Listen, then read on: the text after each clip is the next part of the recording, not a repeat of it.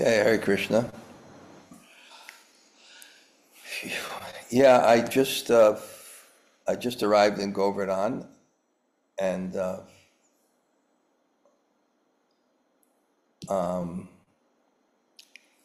just arrived in Govardhan, and if I didn't see Rati's message, I wouldn't have known about the class. So honestly, I guess people can see me here. 1 second.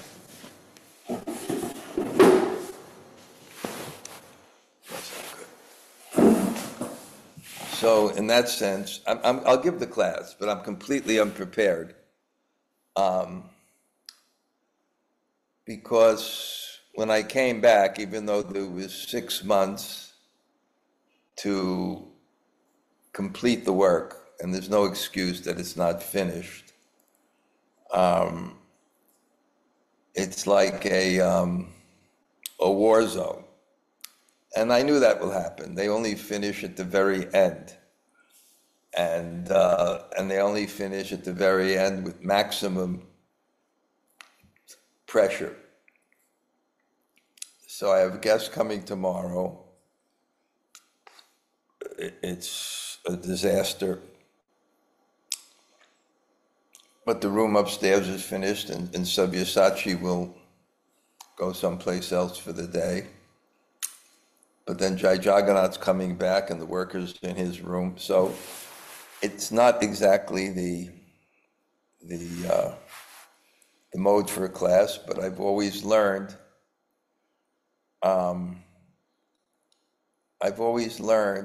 That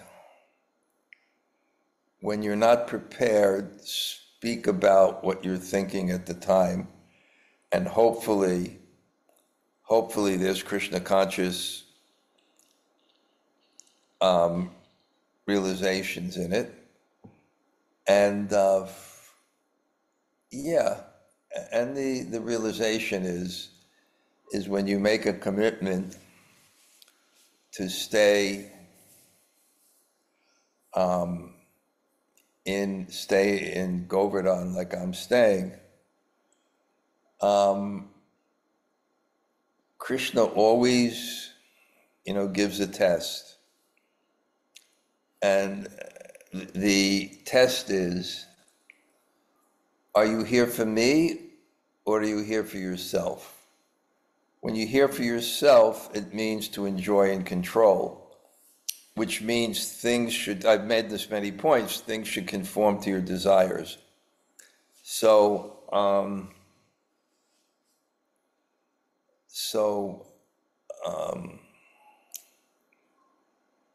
Krishna makes sure things don't conform to your desires. And you have to be matra sparshas takonteya sitoshna sukha dukkha agama payano nitam, the non-permanent appearance of happiness and distress, and their disappearance in due time is like the changing of the summer and winter seasons. One should learn to tolerate them. It's part India works on a different set of logic and reality. I mean, there's no reason why this shouldn't have been finished,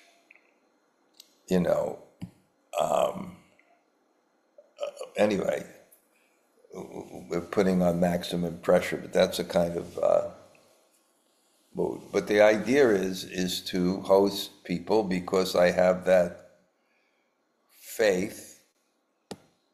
That faith is trust by experience, and that experience you can get here in Braj is like that gives you an objective. This is where I find my happiness. It's not enjoyment controlling, it's in serving Krishna, and that taste for serving Krishna. And my faith has been, for so many years, that's why I'm here. I'm here for service. That faith has been that this is the best place to get it. But if there's any reason to be disturbed. Here it is today. But with Krishna consciousness, you just see Krishna. So it kind of really tempers that. Just like when I was at the airport sitting in the lounge where in front of the deportation office, I was equipoised somehow.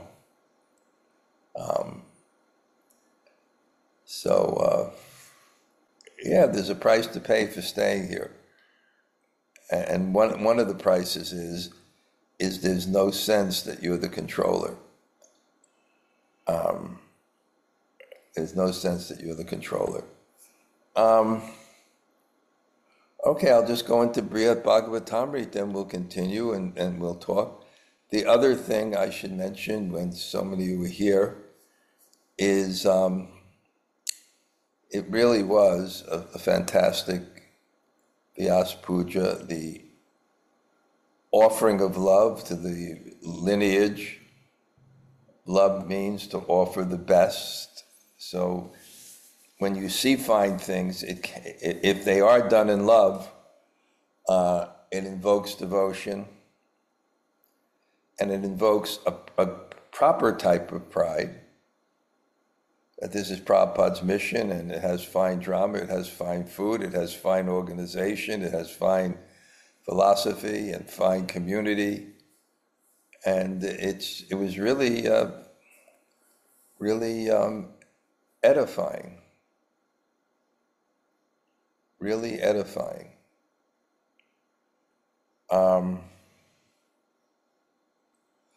Okay, let me go over there now. 1 second, it's not the Bhakti Sandarbha, I even got the wrong book, it's the Bṛhad-bhāgavatāmṛta, okay. See, usually I even go a little bit back and find out where I was, but anyway, it'll be okay.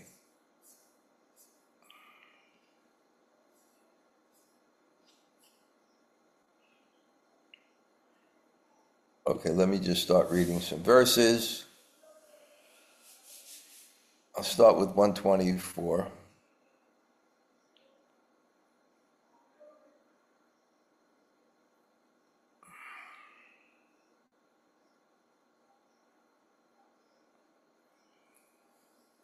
Om Namo Bhagavate Vasudevaya. Om Namo Bhagavate Vasudevaya. Om Namo Bhagavate Vasudevaya. Om Jnana-timirandasya Gananjana Shalakaya Chaksurunmilitam Yena Tasmai Shri Gurave Namaha Sri Chaitanya Manobhishtam Stapitam Yena Bhutale Swayam Rupa Kadamayam Dadati Svapadantikam Panchakalpa Tarubhyascha Kripa Sindhu Vayevacha Patitanam Pavanebhyo Vaishnavebhyo Namo Namah Sri Krishna Chaitanya Prabhu Nityananda Sri Advaita Gadadhar Srivasade Gaur Bhakta-vrinda Hare Krishna Krishna Krishna Hare Hare Hare Rama Rama Rama Hare Hare. The Supreme Lord said, Narada, my dear friend, you are always eager to please me, and you are the best of those who relish transcendental emotions. You have now done me a great favor.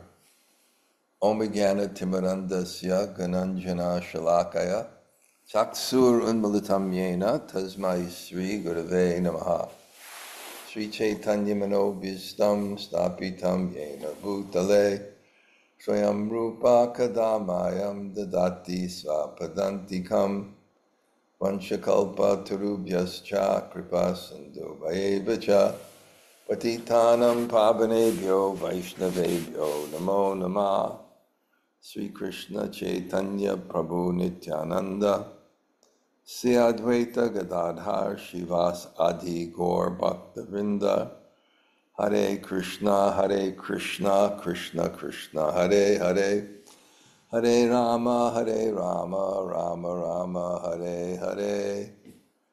So, Narada's search for the topmost recipient of Krishna's mercy, which is Sanatana Goswami's mission to present that, which is Sri Chaitanya Mahaprabhu's mission to present that, and it's been done brilliantly in this story. And we're just part of the culmination. It's kind of the culmination with, remember Krishna being upset with Satyabhama, because she didn't appreciate the gopis, and Krishna describing their extraordinary love. And then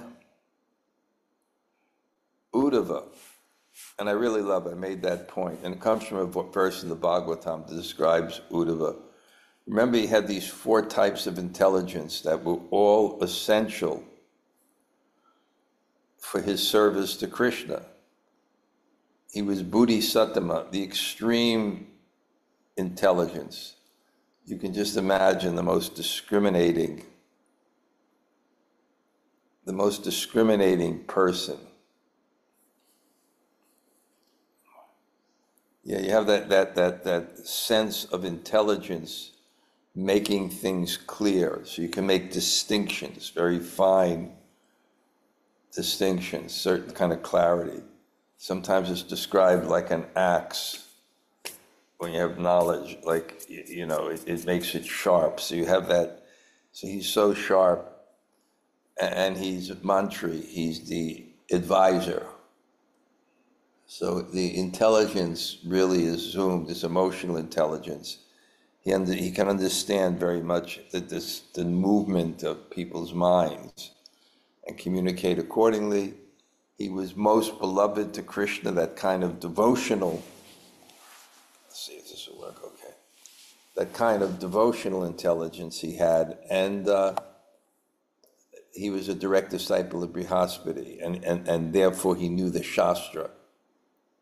He had that lens to see the world. For example, when Chaitanya Mahaprabhu fainted in front of Lord Jagannath and people thought he was dead, but Sarvabhauma Bhattacharya, who had Shastric knowledge and understood the different stages of ecstasy, took a piece of cotton thread and put it by the nose, so it could detect the slightest. It could detect the slightest movement.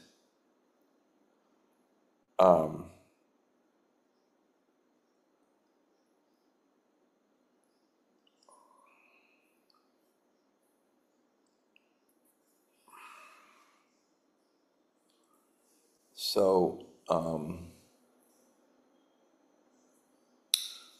Uddhava is really, in so many ways, he could see his emotional, he can understand,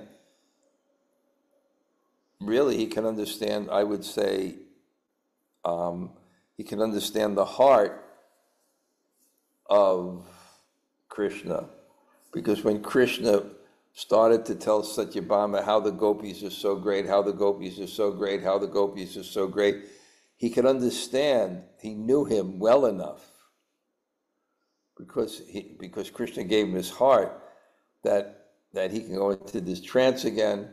So he made some gestures for the queens to kind of distract him. To distract Krishna.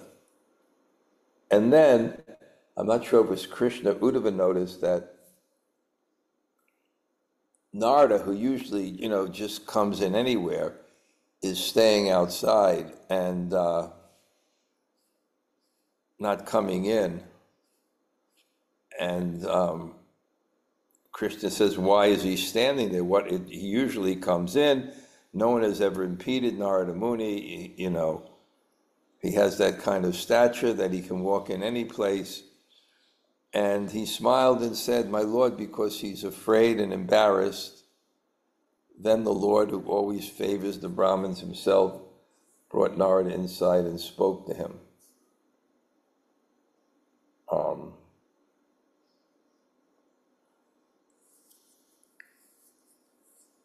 He said, because he's afraid. And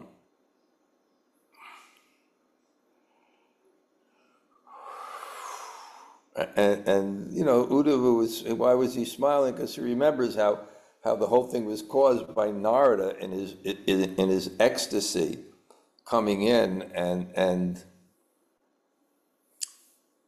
looking for the topmost recipient of Krishna's mercy. We thought he was Uddhava, but he's now remembering, he's a little bit embarrassed because when he came in, he was falling all over himself. He couldn't even recognize Uddhava. And he says, by my uncontrolled behavior, I caused all this. And therefore, I was the one that disturbed Krishna's mind.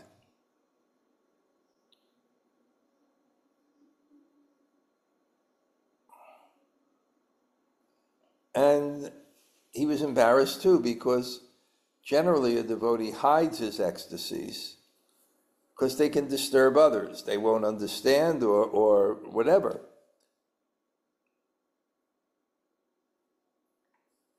So to pacify him, Krishna understood this now, and he invited him and he approached him with respect, and he bowed down, and he took him by his hand, and he escorted him into the palace, because now he understands.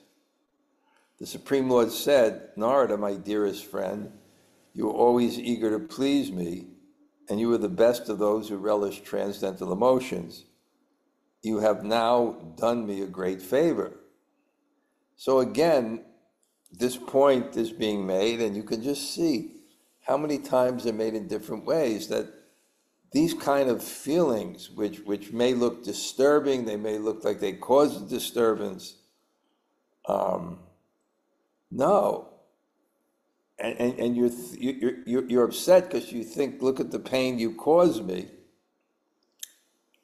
But no, you have done me a great favor.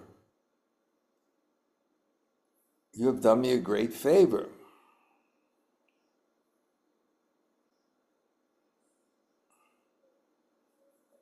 Because, Krishna, the ecstasy, the pain, somehow or other, is the greatest ecstasy. And I told you, the only way I can explain this in a reasonable way is that we can't understand it on our level, just as a 5-year-old girl can't understand romance. But somehow or other, trying to give us a vision of this, at least if we approach it intellectually, we understand that God is beyond time and space. But he cannot be denied the defect of impersonality, where he can have lila or drama, which appears to be in time and space, but the fact of the matter is, it's in another realm where each of those sequential activities merge into eternity. There's another realm that's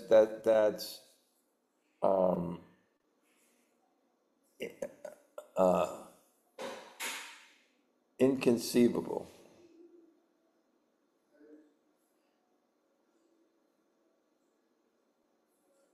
It is true that when one is parted from those one loves, pure love makes one. Yes. Okay. But that chair works? Okay. Good, thank you.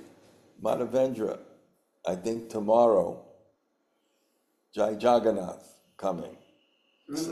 Maybe tomorrow, next day, you very clean. Maybe even you hire one more man or something. A lot.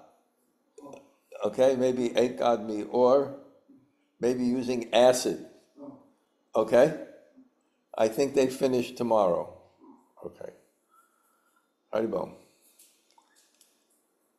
Okay.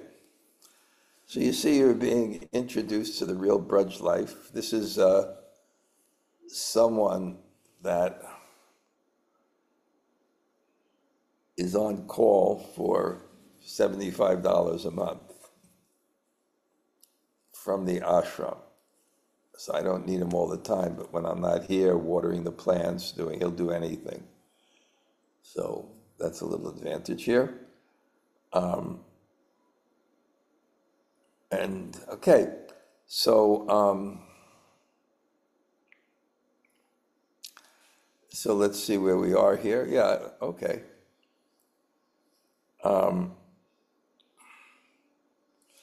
Yeah, so that realm, it's somehow or other, the sequential activities could be this pain of separation, but somehow or other, these feelings of ecstasy are there at the same time. And it doesn't deny the pain that one feels either. So we'll do the verses. Pragyadyapi prema kritat priyanam vachedadavanala vegatonta santapajatena daranta shoka vashena gadam bhavati vadukam. It is true that when one is parted from those one loves, pure love makes one suffer within, as if from a blazing fire. The burning pain creates a remorse that further deepens into irrepressible sorrow.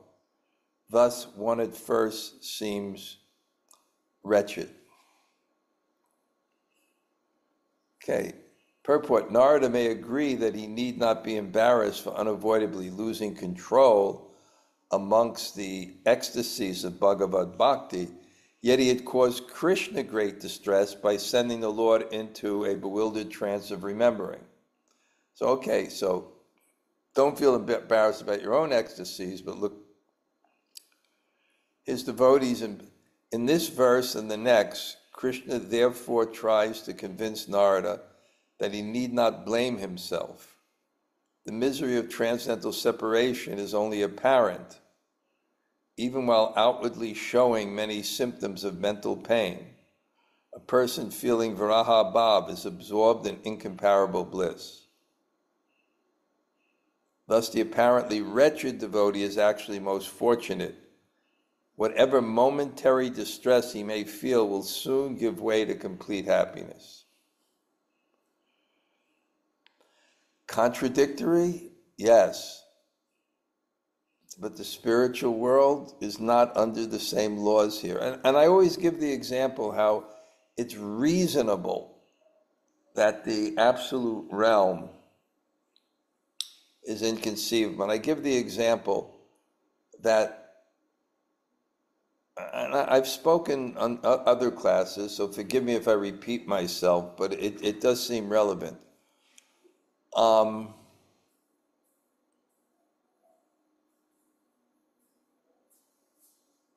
Yes. Carpenter wants to see that window and a balcony. How much work? Okay, well, let him come in. Savya, Yeah. I'm really thank you for all this. And I hope you feel comfortable upstairs and not too. I feel comfortable while I'm upstairs. Okay. Nothing is mine. Okay. In this world, nothing is mine. Okay. I am in transit hall here. Any moment they announce my next flight, I'm gone. So nothing is mine. Okay. It's all yours. I'll bring the carpenter. Yeah, turn on the light, actually. Okay.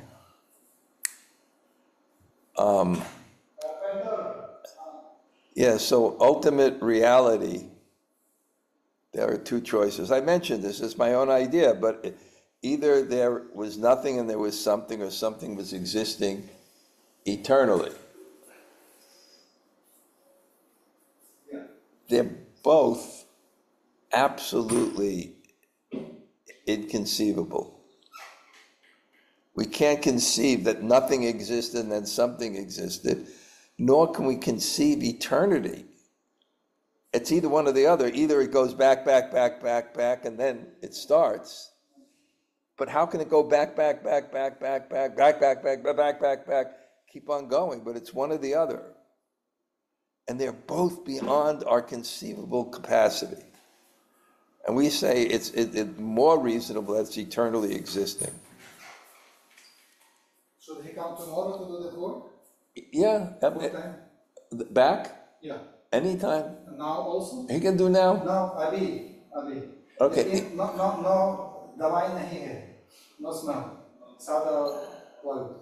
I ask him not to put chemicals, otherwise it will smell. Just only wood. Yeah, and chemicals can be put later. Or not at all. That is not termite problem, that is rain problem. So replacing it will... Okay. Isn't it exciting? You're right in the middle of Bṛhad Bhakti here.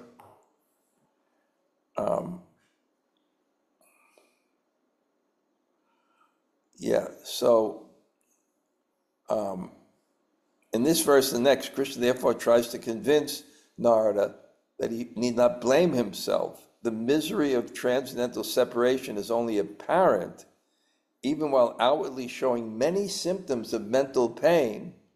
A person feeling Bṛhad-bhāva is absorbed in incomparable bliss. Thus, the apparently wretched devotee is actually most fortunate.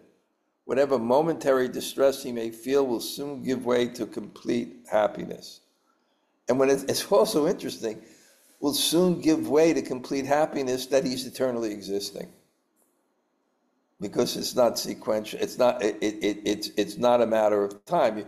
Just like you can say, we had that nice story in Radhastami when Leela Vilasini explained the first time Krishna met Radha. But is there a time where that before that they never met? So it's a different type of realm, that's all. Tatapi sambhoga sukhad api stuta sakopi anirvacha tamo manorama pramodarasi paranamato dhruvam tatras puretad rasikottama. By this anguish of separation,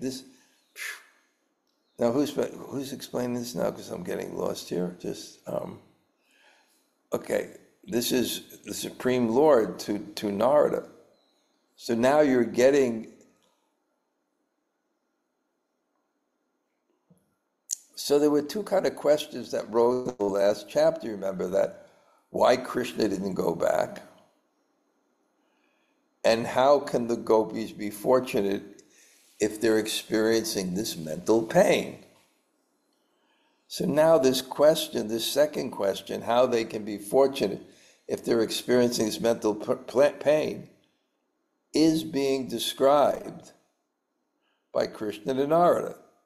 But this anguish of separation is praised as greater than the happiness of enjoying with those one loves. Separation is so pleasing to the mind that it cannot be described. It always transforms at last into an abundance of pleasure. Only experts in tasting these moods can understand how this happens. Purport: the so-called bliss of merging into the impersonal aspect of the absolute truth is often said to be indescribable. But the bliss of pure prema is even harder to describe. And most hard to describe is the inconceivable ecstasy of transcendental love and separation, which is born in pain, but grows into the greatest pleasure. The ecstasy of separation is not the miserable experience it appears to outsiders. It is manorama, the cause of full satisfaction of heart. If someone still asks how one could feel happy within misery, he should know that only the rasikas, those who have spontaneous eagerness to taste this prema, can understand it. So certain things require a preliminary experience to understand. Just like the Shastra, essence of the Shastra. If you haven't surrendered to Guru and Krishna and had some realization of getting off the platform of false ego, you won't see that that's the message, that's the message of the Shastra. Yasya deve para bhaktir tata deve tata guru. One who has implicit faith in the spiritual master and the Supreme Lord, all the imports of the Vedas are revealed. Because the import of the Vedas, the whole thing is getting rid of this false conception of I am the enjoyer, I am the controller, that is my faith in terms of happiness. The whole Shastra is aimed at getting rid of that false ego. But you won't see it in the Shastra. Tad vijnanartam sugurum eva bhagashet. Tad vidi pratipatena pariprashnena sevaya upatek janti te jnanam jnani nas tattva darshana. One who is tattva darshana. You have to approach someone who has a tattva darshana. He understands because he has the realization of that. The so-called bliss of merging into the impersonal aspect of the absolute truth is often said to be indescribable. But the bliss of pure prema is even harder to describe. And I just read this, you see? Okay.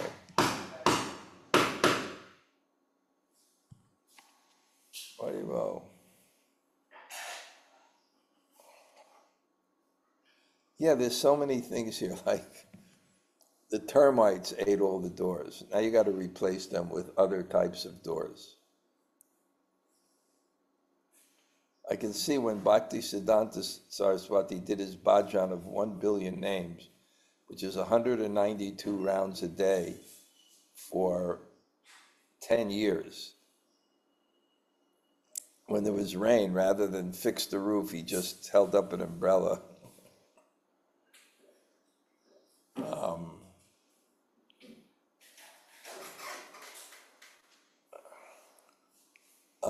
After the pain of despair is relieved, one's heart feels fully satisfied, delighting constantly as one enjoys the great pleasure of meeting one's beloved. Purport. Oh, this is a long purport. Okay. Anyway, I'll sum it. When one doesn't realize their natural attraction to Krishna, they cannot understand the ecstasy of separation. You can't understand what separation feels like unless you have attachment for Krishna. Because separation is the feeling of separation from the person whom you're attached to. So you have to have some value. Therefore, there's such a connection between, for example,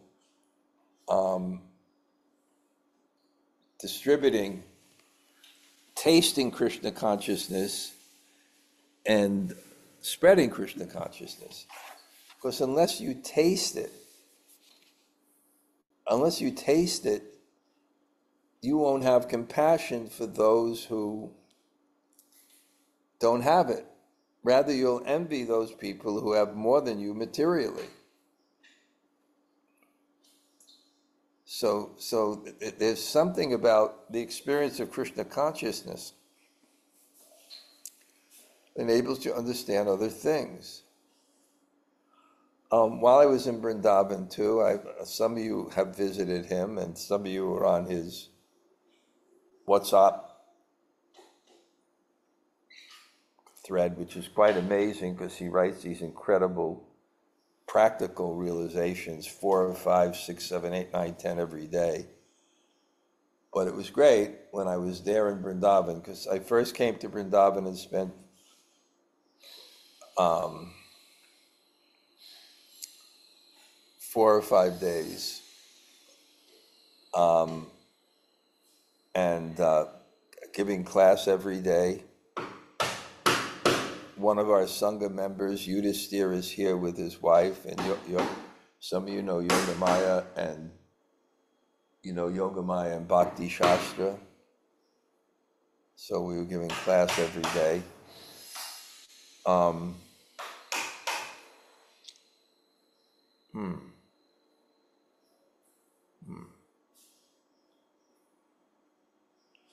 Yeah, just interesting in Vrindavan. I'll just tell you something else. That I told you that, those are on Wednesday at least I explained, and my Monday morning greetings will come out tomorrow about how I was denied entry. There was a mistake that I made, or not realized, an understandable mistake, and the airline made the mistake because they let me in without a valid visa. When I got to the airport, the visa wasn't valid.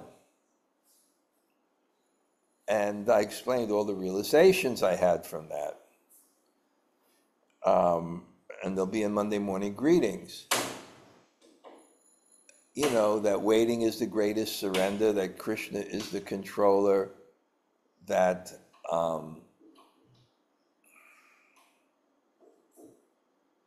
and how separate, how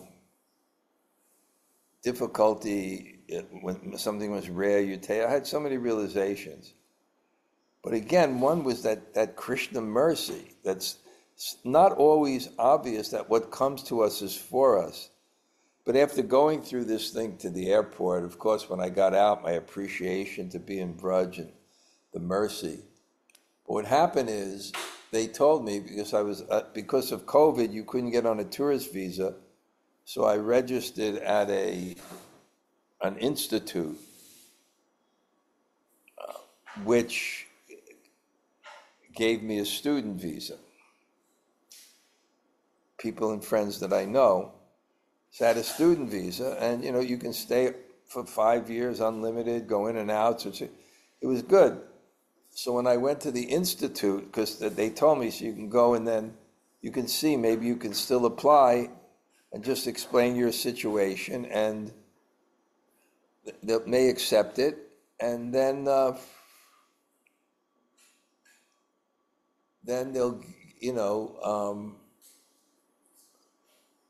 they may give you a financial fine. But so when I went there,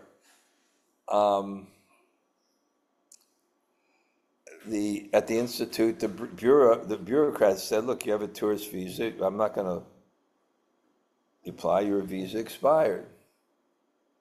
So then I looked, because I had this 10-year tourist visa, which I thought they canceled when I get the student visa, but no, it's still valid.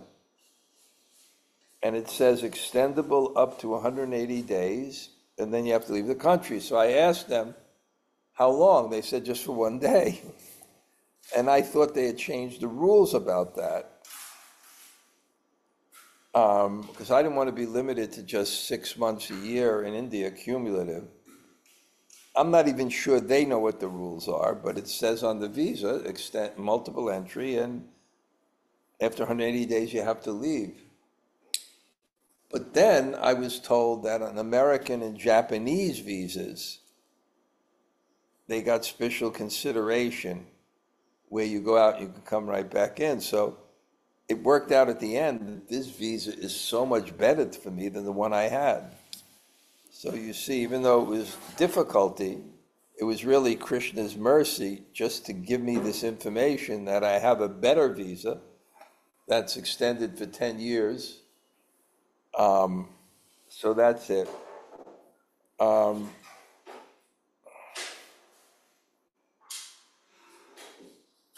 So it says one should not pretend if one doesn't have this kind of realization. Because if you're not expert, you don't have access to really understand this. But you should take guidance from the authentic rasikas in the parampara, how gradually to become fit for understanding the subtleties of devotion, and faithful hearing and service are required. So here it says, still the material mind is demanding, so neophytes may ask, doesn't excessive misery normally result in either delusion or death? Why should unlimited joy arise from misery? Granted, the laws of nature dictate that pleasure is generally followed by pain and pain by pleasure, but this doesn't mean that pain literally becomes pleasure and vice versa. It means that the circumstances of this world are always changing, so that neither pain nor pleasure can long continue without being replaced by the other. To say that some kind of suffering matures into the highest ecstasy is unreasonable. An answer to such demands to justify Bṛhad-bhāgavatāmṛta by logic, what pure devotees personally experience may be offered as definite evidence. So the evidence is people who are on this level, and they'll explain to you simultaneously. I know people like that. They'll be explaining to you simultaneously the agony and the ecstasy. Isn't that the story of Michelangelo? They made that movie when he made the Sistine Chapel. So there's really a platform. I'm going to have to go into the next room.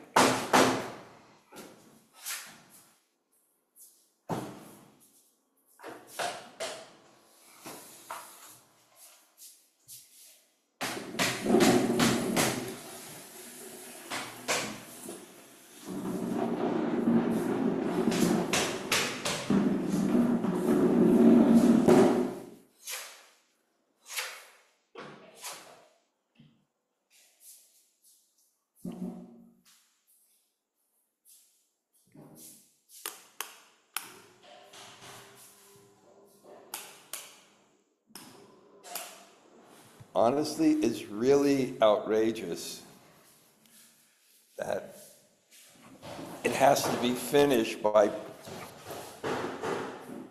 me coming here and pressuring them and telling them what to do. So, yeah.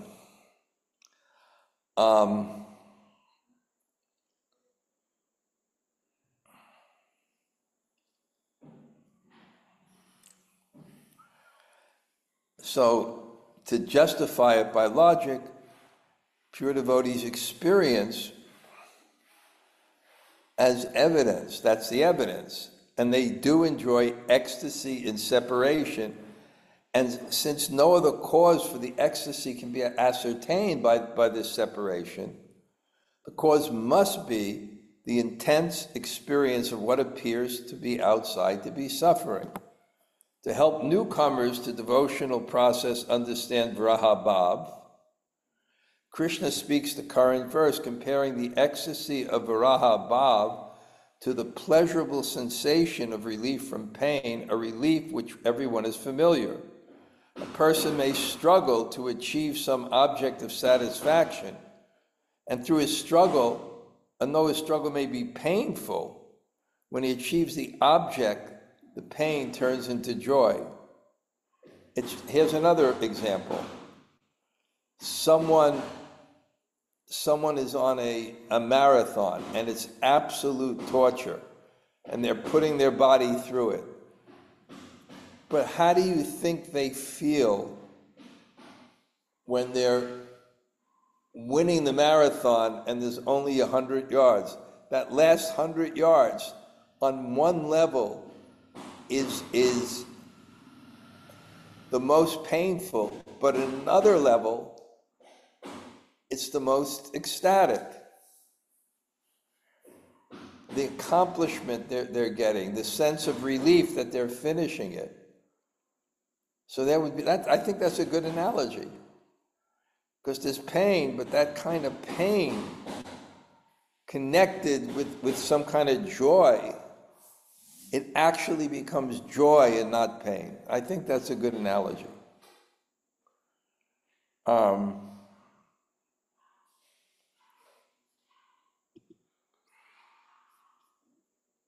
One second.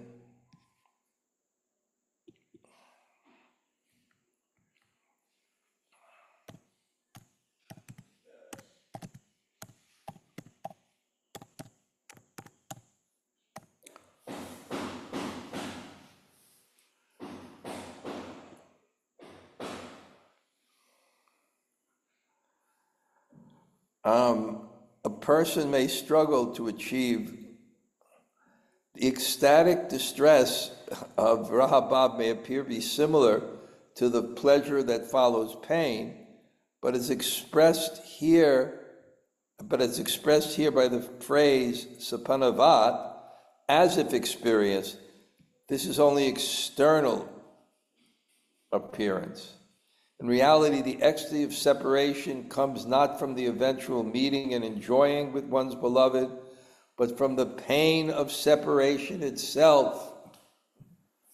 It doesn't come from that there's pain and then there's relief. That pain of separation, because it's the intensification of love, which is the highest pleasure, it's actually the highest pleasure. And the pain itself, and again, with the marathon runner in the last 100 yards, the pain itself is ecstasy then. That ecstasy is complete satisfaction in which one never feels any insufficiency.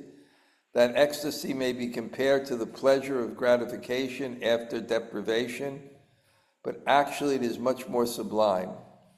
The mind of an ordinary person is relieved when he can rejoin those he loves and again gratify his senses. But a pure devotee's ecstasy arises from serving and remembering Krishna in separation. Okay, I think we did pretty good today, considering all the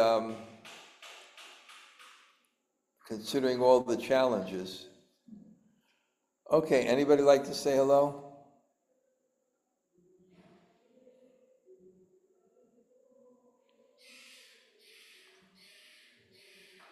Hare Krishna Maharaj. Gail here. Gail, Hare Krishna. Yeah, a couple things, Maharaj. One is, that verse that you always quote. One surrenders to the spiritual master, or only by. Yeah, I got that in a commentary, by the way. Yeah, so that for such a person, all the imports of the Vedas are revealed. Right. So that, to me, it sounded like another way of saying bhakti comes from bhakti. Is it? Let me just repeat what I said, and then we could figure it out. The imports of the Vedas is, okay, the general import of the Vedas is to overcome false ego. Then there's Gyan, there's karma, there's bhakti, they're all involved in that. But to overcome false ego, no, surrender is not bhakti. Surrender is the door to bhakti.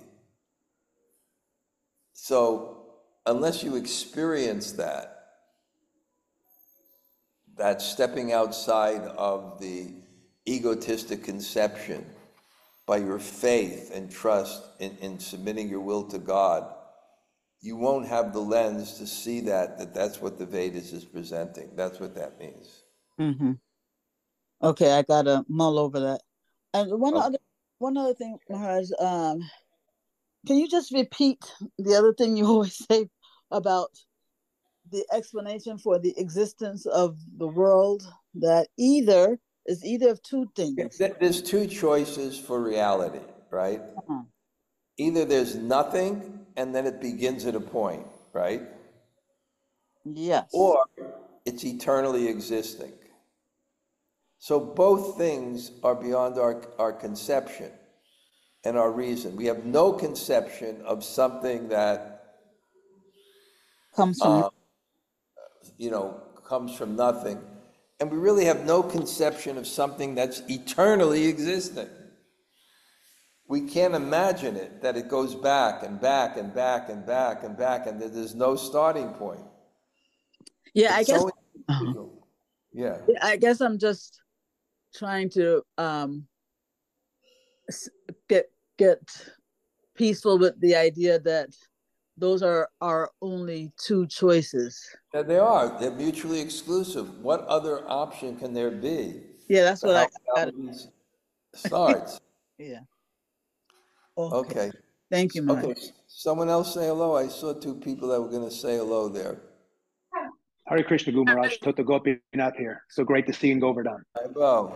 Hey, Hare Tota. Krishna. Haribo.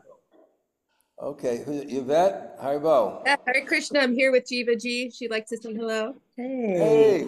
Hare Krishna. Nice to Haribo. see you. Good. How are You're in upstate New York now? We're in Philly right now. Philly Rathayatra was yesterday. It was great. We had a table for BRG and Wisdom of the Sages.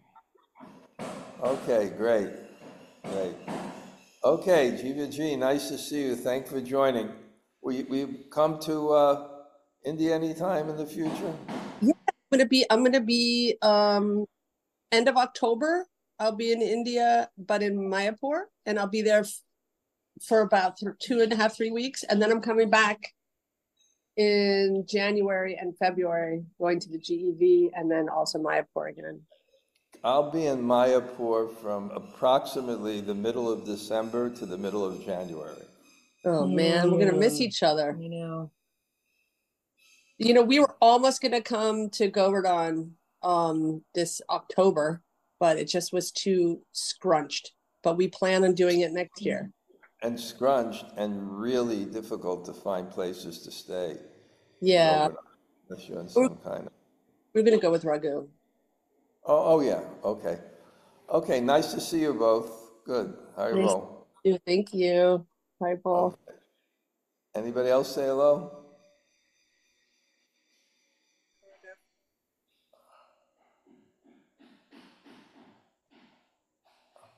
Haribo Maharaj, Shri Rupa, thank you for class. I love how you just persevered through, even though there was so much turmoil going on around.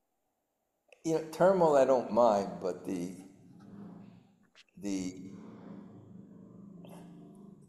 concept that they had 6 months to do this, right? And specifically I left 6 months, and still they have to do it at the end, right? Yeah. Okay. You seem so calm about it. That's very, very admirable. Yeah, there's only a certain level you can get, that upset. But it's right in the middle of it right now because I just took the tour of the place next door and it's still chaotic. Okay, thank you. And I just want to mention to the people there that I'm really excited about the Metro Mantra Sanga with ekachakra, and I really strongly desire that we establish at least once a month the original Sunday love feast in New York, the place with Prabhupada. So if those of you that are in New York or proximity, please try to come. We're going to try, of course, to make the best prasadam, show people what Prabhupada did, with nice prasadam and a really good class. Ekachakra, he's really special on this too.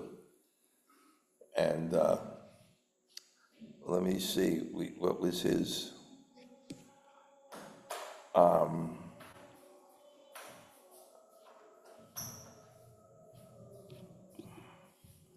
He's going to speak, Maharaj, the Golden Moon, how songs about Chaitanya offer entrance to Krishna Lila.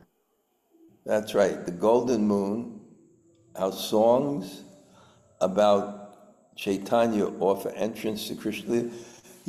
He actually studied this. This was his PhD, the origins of Bengali Kirtan. And one of the things he did is go to the Jayadev Mela, which is everyone from Bengal comes to this place, and they have these Leela Kirtans, with these great musicians, etc. And people sleep in the audience, and then they go to the bathroom in the fields. It's really wild. So he actually, went there. So he's got a lot to say. And he's a percussionist. So, okay. Anybody else like to say hello? Hare Krishna Gurudev. Jai Shri Radhe, Haribo. Thank you so much class from Vrindavan. I feel those double feelings right now. My pain of separation with them and greatest happiness for you that you are there. That's right. You were my assistant. I miss it Okay. very, very much. Thank you, Father. Okay, good. Nice. Okay, anybody else say hello? Hare Krishna Guru Maharaj, Slow Govinda. And Bṛhad, thank you for Thank you for class. Haribo. Haribo. We'll see you soon, Bṛhad, right? Yes, I'll be there like the first week of November. And you guys will stay out in Govardhan, right? Yeah, with Raghu's group, we come there probably like the 28th or the 29th of October, and then I stay until November 7th at Govardhan. Wow, you'll be here for Prabhupada's Disappearance Festival, Govardhan Puja.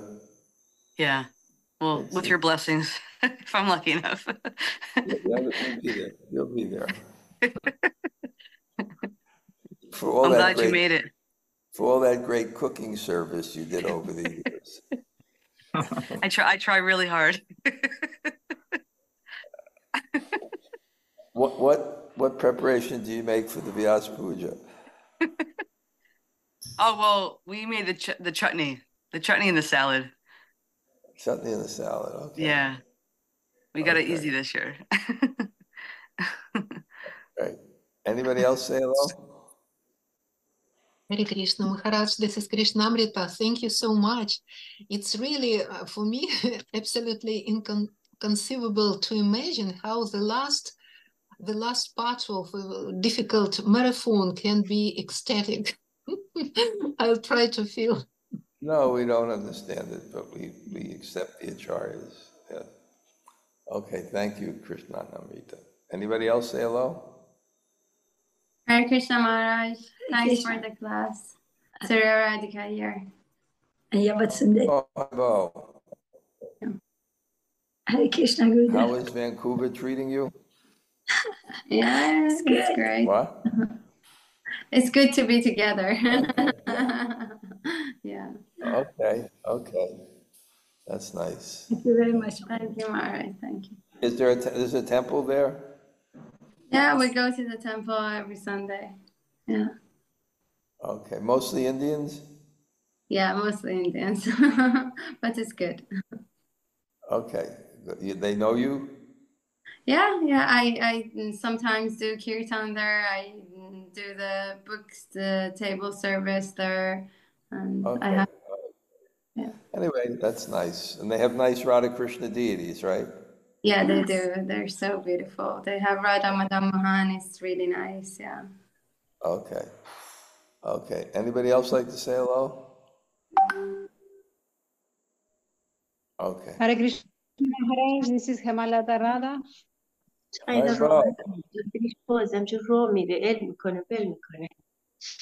Haribo, Armand, Hare Krishna, Haribo. Nice to see you. Nice to see you. Hemalata Radha, where are you? I'm at home, Maharaj. Cooking.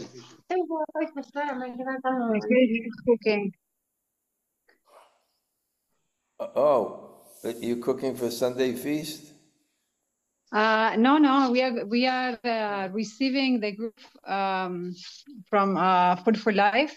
We invited all of them, the main participants, to come and have prasadam with us. Well, that's so nice. That's so nice for the community, right? Yes, we think so. Yeah, it's so important, for people to feel love. That's why I want that Sunday feast program in New York. Just the experience of people coming and people just offering them something, not charging them, What is Sham cooking today?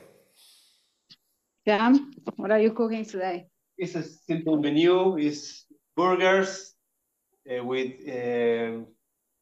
baked potatoes, some mayonnaise, mayo with carrot mayo. Hemalata did a dessert, a yogurt dessert, burfi dessert. That's all. Lemonade. Okay, wonderful, nice, right? You give them really nice prasadam, right? Yeah, he's making his own bread, and like the burgers he's making are like the best, Maharaj. He makes the best veggie burgers? Yes, Maharaj. How many people will We come? kidney beans. We are going to be 15 overall. 50, nice. And it's the regular devotees and people that are more just helping out. Nice. Okay. Some are devotees, some are more from the yogi world, so it's a mix of people. But it's nice. They're all like doing food for life and helping. Okay, that's great. And really nice to have your own place, right? That you built just for service. So important. Okay. Okay. Anybody else? Hare Krishna Guru Maharaj, Gordon Bhakta. Govardhan Bhakta, Haribo, nice to see you. Great. Always great to see your family and your saintly son. Such a nice man. Okay. Anybody else? Okay, then we're heading out now. Thank you. Thank Rati Krishna for reminding me, otherwise I would have forgot. Vanchakalpa Tarubhyascha.